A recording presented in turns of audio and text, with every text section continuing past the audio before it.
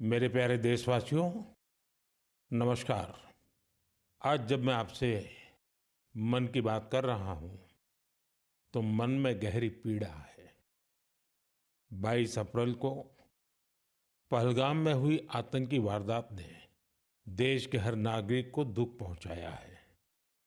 पीड़ित परिवारों के प्रति हर भारतीय के मन में गहरी संवेदना है। भले वो किसी भी राज्य का हो, वो कोई भी भाषा बोलता हो, लेकिन वो उन लोगों के दर्द को महसूस कर रहा है जिन्होंने इस हमले में अपने परिजनों को खोया है। मुझे एहसास है, हर भारतीय का खून आतंकी हमले की तस्वीरों को देखकर खौल रहा है। पहलगाम में हुआ ये हमला आतंक के सरपरस्तों की हताशा को दिखाता है, उनकी कायरता को दिखाता है। ऐसे समय में जब कश्मीर में शांति लौट रही थी, स्कूल कॉलेजों में एक वाइब्रेंसी थी, निर्माण कार्यों में अभूतपूर्व गति आई थी, लोकतंत्र मजबूत हो रहा था, पर्यटकों की संख्या में रिकॉर्ड बढ़ोतरी हो रही थी, लोगों की कमाई बढ़ रही थी, युवाओं के लिए नए अवसर तैयार हो रहे थे, देश के दुश्मनों को, जम्मू कश्मीर के दुश्मनों को ये रास नहीं आया। आतंकी और आतंक के आका चाहते हैं कश्मीर फिर से तबाह हो जाए, और इसलिए इतनी बड़ी साजिश को अंजाम दिया। आतंकवाद के खिलाफ इस युद्ध में देश की एकता, 140 करोड़ भारतीयों की एकजुटता हमारी सबसे बड़ी ताकत है। यही एकता आतंकवाद के खिलाफ हमारी निर्णायक लड़ाई का आधार है। हमें देश के सामने आई इस चुनौती का सामना करने के लिए अपने संकल्पों को मजबूत करना है। हमें एक राष्ट्र के रूप में दृढ़ इच्छा शक्ति का प्रदर्शन करना है। आज दुनिया देख रही है, इस आतंकी हमले के बाद पूरा देश एक स्वर में बोल रहा है। साथियों, भारत के हम लोगों में जो आक्रोश है, वो आक्रोश पूरी दुनिया में है। इस आतंकी हमले के बाद लगातार दुनिया भर से संवेदनाएं आ रही हैं। मुझे भी ग्लोबल लीडर्स ने फोन किए हैं, पत्र लिखे हैं, संदेश भेजे हैं। इस जघन्य तरीके से किए गए आतंकी हमले की सबने कठोर निंदा की है। उन्होंने मृतकों के परिवारजनों के प्रति संवेदनाएं प्रकट की है। पूरा विश्व आतंकवाद के खिलाफ हमारी लड़ाई में 140 करोड़ भारतीयों के साथ खड़ा है। मैं पीड़ित परिवारों को फिर भरोसा देता हूं, उन्हें न्याय मिलेगा, न्याय मिलकर रहेगा। इस हमले के दोषियों और साजिश रचने वालों को कठोरतम जवाब दिया जाएगा। साथियों, 2 दिन पहले हमने देश के महान वैज्ञानिक डॉक्टर के कस्तूरीरंगन जी को खो दिया है। जब भी कस्तूरीरंगन जी से मुलाकात हुई, हम भारत के युवाओं के टैलेंट, आधुनिक शिक्षा, स्पेस साइंस, ऐसे विषयों पर काफी चर्चा करते थे। विज्ञान, शिक्षा और भारत के अंतरिक्ष कार्यक्रम को नई ऊंचाई देने में उनके योगदान को हमेशा याद किया जाएगा। उनके नेतृत्व में इसरो को एक नई पहचान मिली। उनके मार्गदर्शन में जो स्पेस प्रोग्राम आगे बढ़े, उससे भारत के प्रयासों को ग्लोबल मान्यता मिली। आज भारत जिन सैटेलाइट्स का उपयोग करता है, उनमें से कई डॉक्टर कस्तूरीरंगन की देखरेख में ही लॉन्च की गई थी। उनके व्यक्तित्व की एक और बात बहुत खास थी, जिससे युवा पीढ़ी उनसे सीख सकती है। उन्होंने हमेशा इनोवेशन को महत्व दिया। कुछ नया सीखने, जानने और नया करने का विजन बहुत प्रेरित करने वाला है। डॉक्टर के कस्तूरीरंगन जी ने देश की नई राष्ट्रीय शिक्षा नीति तैयार करने में भी बहुत बड़ी भूमिका निभाई थी। डॉक्टर कस्तूरीरंगन 21वीं सदी की आधुनिक जरूरतों के मुताबिक फॉरवर्ड लुकिंग एजुकेशन का विचार लेकर आए थे। देश की निस्वार्थ सेवा और राष्ट्र निर्माण में उनके योगदान को हमेशा याद किया जाएगा। मैं डॉक्टर के कस्तूरीरंगन जी को विनम्र भाव से श्रद्धांजलि अर्पित करता हूं। मेरे प्यारे देशवासियों, इसी महीने अप्रैल में आर्यभट्ट सैटेलाइट की लॉन्चिंग के 50 वर्ष पूरे हुए हैं। आज जब हम पीछे मुड़कर देखते हैं, 50 वर्षों की इस यात्रा को याद करते हैं, तो लगता है हमने कितनी लंबी दूरी तय की है। अंतरिक्ष में भारत के सपनों की ये उड़ान एक समय केवल हौसलों से शुरू हुई थी। राष्ट्र के लिए कुछ कर गुजरने का जज्बा पाले कुछ युवा वैज्ञानिक, उनके पास न तो आज जैसे आधुनिक संसाधन थे, न ही दुनिया की टेक्नोलॉजी तक वैसी पहुंच थी। अगर कुछ था तो वो था प्रतिभा, लगन, मेहनत और देश के लिए कुछ करने का जज्बा। बैलगाड़ियों और साइकिलों पर क्रिटिकल इक्विपमेंट को खुद लेकर जाते हमारे वैज्ञानिकों की तस्वीरों को आपने भी देखा होगा। उसी लगन और राष्ट्र सेवा की भावना का नतीजा है कि आज इतना कुछ बदल गया है। आज भारत एक ग्लोबल स्पेस पावर बन चुका है। हमने एक साथ 104 सैटेलाइट का लॉन्च करके रिकॉर्ड बनाया है। हम चंद्रमा के साउथ पोल पर पहुंचने वाले पहले देश बने हैं। भारत ने मार्स ऑर्बिटर मिशन लॉन्च किया है और हम आदित्य L1 मिशन के जरिए सूरज के काफी करीब तक पहुंचे हैं। आज भारत पूरी दुनिया में सबसे ज्यादा कॉस्ट इफेक्टिव लेकिन सक्सेसफुल स्पेस प्रोग्राम का नेतृत्व कर रहा है। दुनिया के कई देश अपनी सैटेलाइट्स और स्पेस मिशन के लिए इसरो की मदद लेते हैं। साथियों, हम जब इसरो द्वारा किसी सैटेलाइट का लॉन्च देखते हैं तो हम गर्व से भर जाते हैं। ऐसी ही अनुभूति मुझे तब हुई जब मैं 2014 में PSLV C-23 की लॉन्चिंग का साक्षी बना था। 2019 में चंद्रयान-2 की लैंडिंग के दौरान भी मैं बेंगलुरु के इसरो सेंटर में मौजूद था। उस समय चंद्रयान को वो अपेक्षित सफलता नहीं मिली थी। तब वैज्ञानिकों के लिए वो बहुत मुश्किल घड़ी थी, लेकिन मैं अपनी आंखों से वैज्ञानिकों के धैर्य और कुछ कर गुजरने का जज्बा भी देख रहा था। और कुछ साल बाद पूरी दुनिया ने भी देखा कैसे उन्हीं वैज्ञानिकों ने चंद्रयान-3 को सफल करके दिखाया। साथियों, अब भारत ने अपने स्पेस सेक्टर को प्राइवेट सेक्टर के लिए भी ओपन कर दिया है। आज बहुत से युवा स्पेस स्टार्टअप में नए झंडे लहरा रहे हैं। 10 साल पहले इस क्षेत्र में सिर्फ एक कंपनी थी, लेकिन आज देश में 325 से ज्यादा स्पेस स्टार्टअप काम कर रहे हैं। आने वाला समय स्पेस में बहुत सारी नई संभावनाएं लेकर आ रहा है। भारत नई ऊंचाइयों को छूने वाला है।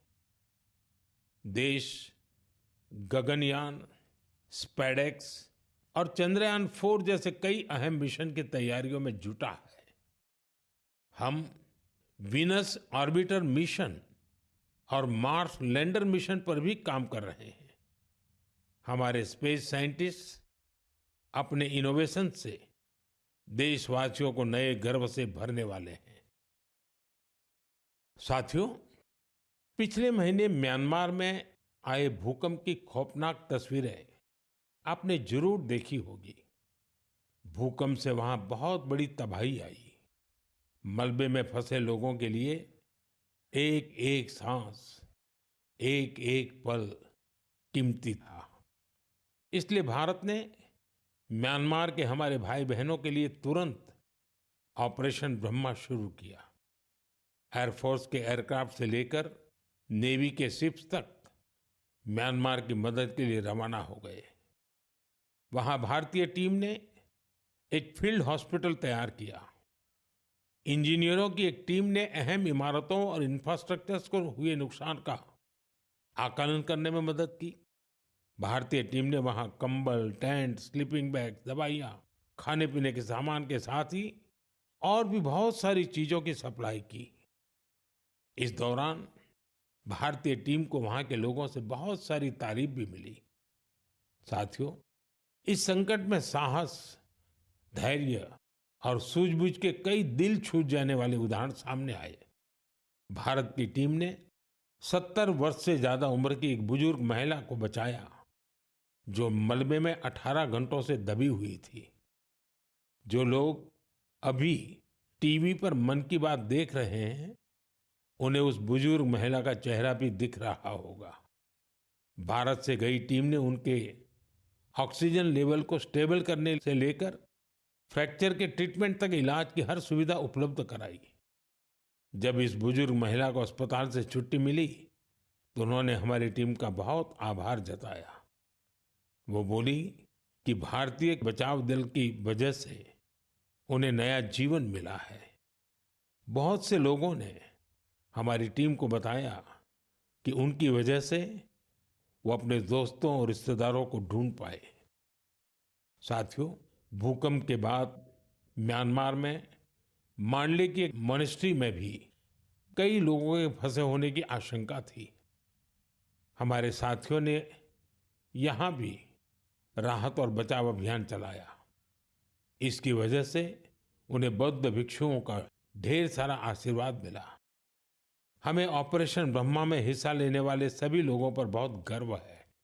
हमारी परंपरा है, हमारे संस्कार है, वसुधैव कुटुंबकम की भावना।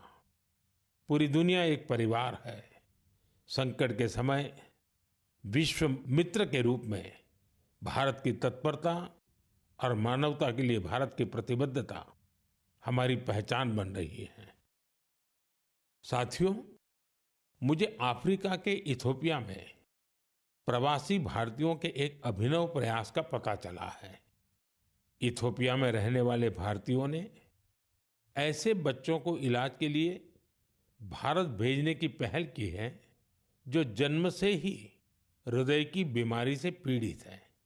ऐसे बहुत से बच्चों की भारतीय परिवारों द्वारा आर्थिक मदद भी की जा रही है। अगर किसी बच्चे का परिवार पैसे की वजह से भारत आने में असमर्थ है तो इसका भी इंतजाम हमारे भारतीय भाई बहन कर रहे हैं। कोशिश ये है कि गंभीर बीमारी से जूझ रहे इथियोपिया के हर जरूरतमंद बच्चे को बेहतर इलाज मिले। प्रवासी भारतीयों के इस नेक कार्य को इथियोपिया में भरपूर सराहना मिल रही है। आप जानते हैं कि भारत में मेडिकल सुविधाएं लगातार बेहतर हो रही है। इसका लाभ दूसरे देश के नागरिक भी उठा रहे हैं। साथियों, कुछ ही दिन पहले भारत ने अफगानिस्तान के लोगों के लिए बड़ी मात्रा में वैक्सीन भी भेजी है। ये vaccine rabies, tetanus, hepatitis B और इन्फ्लुएंजा जैसी खतरनाक बीमारियों से बचाव में काम आएगी। भारत ने इसी हफ्ते नेपाल के आग्रह पर वहां दवाइयां और वैक्सीन की बड़ी खेप भेजी है। इनसे थैलेसीमिया और सिकल सेल डिसीज के मरीजों को बेहतर इलाज सुनिश्चित होगा। जब भी मानवता की सेवा की बात आती है तो भारत हमेशा इसमें आगे रहता है और भविष्य में भी ऐसी हर जरूरत में हमेशा आगे रहेगा। साथियों, अभी हम डिजास्टर मैनेजमेंट की बात कर रहे थे और किसी भी प्राकृतिक आपदा से निपटने में बहुत अहम होती है आपकी अलर्टनेस, आपका सचेत रहना। इस अलर्टनेस में अब आपको अपने मोबाइल के एक स्पेशल ऐप से मदद मिल सकती है। ये ऐप आपको किसी प्राकृतिक आपदा में फंसने से बचा सकते हैं। और इसका नाम भी है सचेत। सचेत ऐप भारत की नेशनल डिजास्टर मैनेजमेंट अथॉरिटी ने तैयार किया है। बाढ़, साइक्लोन, लैंडस्लाइड, सुनामी, जंगलों की आग, हिमस्खलन, आंधी, तूफान या फिर बिजली गिरने जैसी आपदाएं हो, सचेत ऐप आपको हर प्रकार से इन्फॉर्म और प्रोटेक्टेड रखने का प्रयास करता है। इस ऐप के माध्यम से आप मौसम विभाग से जुड़े अपडेट्स प्राप्त कर सकते हैं। खास बात यह है कि सचेत ऐप क्षेत्रीय भाषाओं में भी कई सारी जानकारियां उपलब्ध कराता है। इस ऐप का आप भी फायदा उठाएं और अपने अनुभव हमसे जरूर साझा करें। मेरे प्यारे देशवासियों, आज हम पूरी दुनिया में भारत के टैलेंट की तारीफ होते देखते हैं। भारत के युवाओं ने भारत के प्रति दुनिया का नजरिया बदल दिया है। और किसी भी देश के युवा की रुचि किस तरफ है, किधर है, उससे पता चलता है कि देश का भविष्य कैसा होगा। आज भारत का युवा साइंस, टेक्नोलॉजी और इनोवेशन की ओर बढ़ रहा है। ऐसे इलाके जिनकी पहचान पहले पिछड़ेपन और दूसरे कारणों से होती थी, वहां भी युवाओं ने ऐसे उदाहरण प्रस्तुत किए हैं जो हमें नया विश्वास देते हैं। छत्तीसगढ़ के दंतेवाड़ा का विज्ञान केंद्र आजकल सबका ध्यान खींच रहा है। कुछ समय पहले तक दंतेवाड़ा का नाम केवल हिंसा और अशांति के लिए जाना जाता था, लेकिन अब वहां एक साइंस सेंटर बच्चों और उनके माता-पिता के लिए उम्मीद की नई किरण बन गया है। इस साइंस सेंटर में जाना बच्चों को खूब पसंद आ रहा है। वे अब नई नई मशीनें बनाने से लेकर टेक्नोलॉजी का उपयोग करके नए प्रोडक्ट्स बनाना सीख रहे हैं। उन्हें 3D प्रिंटर्स और रोबोटिक कारों के साथ ही दूसरी इनोवेटिव चीजों के बारे में जानने का मौका मिला है। अभी कुछ समय पहले मैंने गुजरात साइंस सिटी में भी साइंस गैलरीज का उद्घाटन किया था। इन गैलरीज से ये झलक मिलती है कि आधुनिक विज्ञान का पोटेंशियल क्या है, विज्ञान हमारे लिए कितना कुछ कर सकता है। मुझे जानकारी मिली है कि इन गैलरीज को लेकर वहां बच्चों में बहुत उत्साह है। साइंस और इनोवेशन के प्रति ये बढ़ता आकर्षण जरूर भारत को नई ऊंचाई पर ले जाएगा। मेरे प्यारे देशवासियों, हमारे देश की सबसे बड़ी ताकत हमारे 140 करोड़ नागरिक हैं। उनका सामर्थ्य है, उनकी इच्छा शक्ति है। और जब करोड़ों लोग एक साथ किसी अभियान से जुड़ जाते हैं तो उसका प्रभाव बहुत बड़ा होता है। इसका एक उदाहरण है एक पेड़ मां के नाम।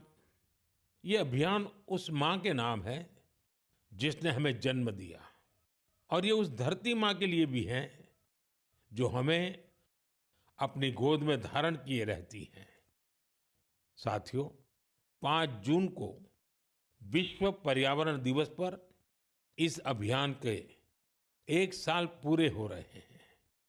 इस 1 साल में इस अभियान के तहत देश भर में मां के नाम पर 140 करोड़ से ज्यादा पेड़ लगाए गए हैं।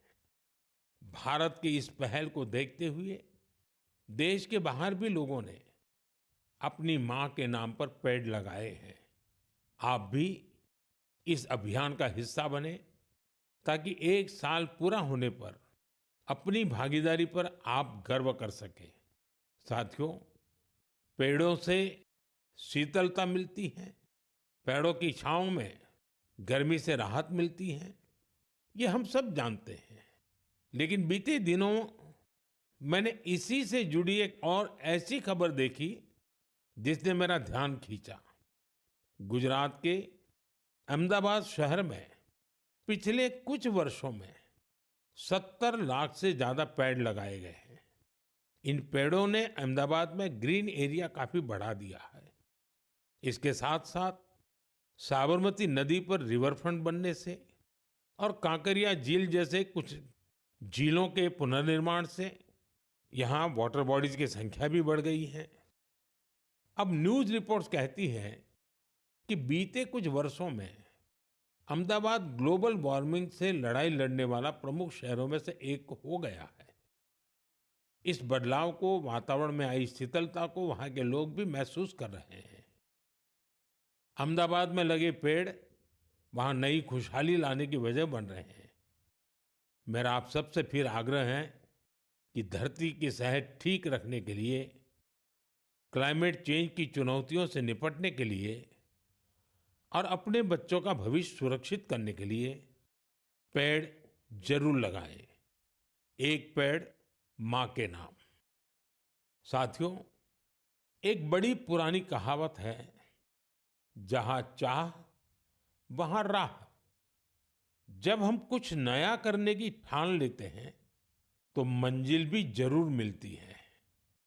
आपने पहाड़ों में उगने वाले सेब तो खूब खाए होंगे, लेकिन अगर मैं पूछूं कि क्या आपने कर्नाटका के सेब का स्वाद चाखा है, तो आप हैरान हो जाएंगे। आमतौर पर हम समझते हैं कि सेब की पैदावार पहाड़ों में ही होती है, लेकिन कर्नाटका के बागलकोट में रहने वाले श्री शैल तेली जी ने मैदानों में सेब उगा दिया है। उनके कुलाली गांव में 35 डिग्री से ज्यादा तापमान में भी सेब के पेड़ फल देने लगे। दरअसल श्रीशैल तेली को खेती का शौक था, तो उन्होंने सेब की खेती को भी आजमाने की कोशिश की और उन्हें इसमें सफलता भी मिल गई। आज उनके लगाए सेब के पेड़ों पर काफी मात्रा में सेब उगते हैं, जिसे बेचने से उन्हें अच्छी कमाई भी हो रही है। साथियों, अब जब सेबों की चर्चा हो रही है, तो आपने किन्नौरी सेब का नाम जरूर सुना होगा। सेब के लिए मशहूर किन्नौर में केसर का उत्पादन होने लगा है। आमतौर पर हिमाचल में केसर की खेती कम ही होती थी, लेकिन अब किन्नौर की खूबसूरत सांगला घाटी में भी केसर की खेती होने लगी। ऐसा ही एक उदाहरण केरला के वायनाड का है। यहाँ भी केसर उगाने में सफलता मिली और वायनाड में ये केसर किसी खेत या मिट्टी में नहीं, बल्कि एरोपोनिक्स टेक्निक से उगाए जा रहे हैं। कुछ ऐसा ही हैरत भरा काम लीची की पैदावार के साथ हुआ है। हम तो सुनते आ रहे थे कि लीची बिहार, पश्चिम बंगाल या झारखंड में उगती है, लेकिन अब लीची का उत्पादन दक्षिण भारत और राजस्थान में भी हो रहा है। तमिलनाडु के थिरुविरा अरासू कॉफी की खेती करते थे। कोडाईकनाल में उन्होंने लीची के पेड़ लगाए और उनकी 7 साल की मेहनत के बाद अब उन पेड़ों पर फल आने लगे। लीची उगाने में मिली सफलता ने आसपास के दूसरे किसानों को भी प्रेरित किया है। राजस्थान में जितेंद्र सिंह राणावत को लीची उगाने में सफलता मिली है। ये सभी उदाहरण बहुत प्रेरित करने वाले हैं। अगर हम कुछ नया करने का इरादा कर लें और मुश्किलों के बावजूद डटे रहें, तो असंभव को भी संभव किया जा सकता है। मेरे प्यारे देशवासियों, आज अप्रैल का आखिरी रविवार है। कुछ ही दिनों में मई का महीना शुरू हो रहा है। मैं आपको आज से करीब 108 साल पहले लेकर चलता हूं। साल 1917। अप्रैल और मई के यही 2 महीने देश में आजादी की एक अनोखी लड़ाई लड़ी जा रही थी। अंग्रेजों के अत्याचार उफान पर थे। गरीबों, वंचितों और किसानों का शोषण अमानवीय स्तर को भी पार कर चुका था। बिहार की उपजाऊ धरती पर ये अंग्रेज किसानों को नील की खेती के लिए मजबूर कर रहे थे। नील की खेती से किसानों के खेत बंजर हो रहे थे, लेकिन अंग्रेजी हुकूमत को इससे कोई मतलब नहीं था। ऐसे हालात में 1917 में गांधी जी बिहार के चंपारण पहुंचे हैं। किसानों ने गांधी जी को बताया, हमारी जमीन मर रही है, खाने के लिए अनाज नहीं मिल रहा है। लाखों किसानों की उस पीड़ा से गांधी जी के मन में एक संकल्प उठा। वहीं से चंपारण का ऐतिहासिक सत्याग्रह शुरू हुआ। चंपारण सत्याग्रह ये बापू द्वारा भारत में पहला बड़ा प्रयोग था। बापू के सत्याग्रह से पूरी अंग्रेज हुकूमत हिल गई। अंग्रेजों को नील की खेती के लिए किसानों को मजबूर करने वाले कानून को स्थगित करना पड़ा। एक ऐसी जीत थी जिसने आजादी की लड़ाई में नया विश्वास फूंका। आप सब जानते होंगे, इस सत्याग्रह में बड़ा योगदान बिहार के एक और सपूत का भी था, जो आजादी के बाद देश के पहले राष्ट्रपति बने। वो महान विभूति थे डॉक्टर राजेंद्र प्रसाद। उन्होंने चंपारण सत्याग्रह पर एक किताब भी लिखी, सत्याग्रह इन चंपारण। ये किताब हर युवा को पढ़नी चाहिए। भाइयों बहनों, अप्रैल में ही स्वतंत्रता संग्राम की लड़ाई के कई और अमिट अध्याय जुड़े हुए हैं। अप्रैल की 6 तारीख को ही गांधी जी की दांडी यात्रा संपन्न हुई थी। 12 मार्च से शुरू होकर 24 दिनों तक चली इस यात्रा ने अंग्रेजों को झकझोर कर रख दिया था। अप्रैल में ही जलियांवाला बाग नरसंहार हुआ था। पंजाब की धरती पर इस रक्त रंजित इतिहास के निशान आज भी मौजूद है। साथियों, कुछ ही दिनों में 10 मई को प्रथम स्वतंत्रता संग्राम की वर्षगांठ भी आने वाली है। आजादी की उस पहली लड़ाई में जो चिंगारी उठी थी, वो आगे चलकर लाखों सेनानियों के लिए मशाल बन गई। अभी 26 अप्रैल को हमने 1857 की क्रांति के महान नायक बाबू वीर कुंवर सिंह जी की पुण्यतिथि भी मनाई है। बिहार के इन महान सेनानी से पूरे देश को प्रेरणा मिलती है। हमें ऐसे ही लाखों स्वतंत्रता सेनानियों की अमर प्रेरणाओं को जीवित रखना है। हमें उनसे जो ऊर्जा मिलती है, वो अमृतकाल के हमारे संकल्पों को नई मजबूती देती है। साथियों, मन की बात की इस लंबी यात्रा में आपने इस कार्यक्रम के साथ एक आत्मीय रिश्ता बना लिया है। देशवासी जो उपलब्धियां दूसरों से साझा करना चाहते हैं, उसे मन की बात के माध्यम से लोगों तक पहुंचाते हैं। अगले महीने हम फिर मिलकर देश की विविधताओं, गौरवशाली परंपराओं और नई उपलब्धियों की बात करेंगे। हम ऐसे लोगों के बारे में जानेंगे जो अपने समर्पण और सेवा भावना से समाज में बदलाव ला रहे हैं। हमेशा की तरह